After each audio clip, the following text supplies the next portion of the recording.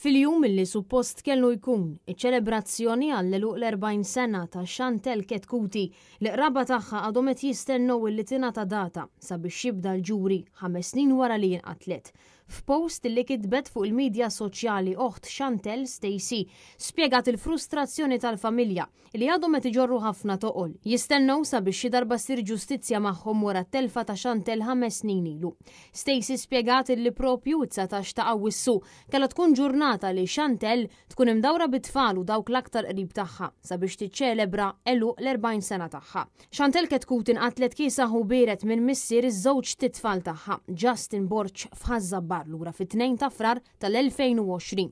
Borch qed ikun akkużat li qatel lil Chantel b'sikkina barra l-klabb tal-futbol ta' Ħażabbar meta kienet qed tieħu drink ma' ħabib tagħha.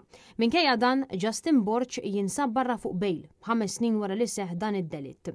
Stacey Camilleri spjegat li wara dawn is-snin kollha, il-familja tagħha għadha mingħajr data għal ġuri u mingħajr ġustizzja għal Chantel. Bi Stacey tispjega wkoll li Borch kellu rapport fuq vjolenza domestika propju sena ilu, iżda minkejja dan għadu ħieles. Oħt Chantel spjegat ukoll li kienu bosta drabi li jikkomunikat mal-awtoritajiet iżda xorta waħda il-familja tinsab mingħajr data għal ġuri, fejn qalet illi dan huwa falliment tas-sigurtà fuq in-nisa kollha u l-familji kollha. Fil-post tagħha hija spjegat li meta l-ġustizzja ddum biex issir, jintbagħat messaġġ li n-nies jistgħu joqtlu u jabbużaw u s-sistema ta' pajjiżna ma tieħux azzjoni.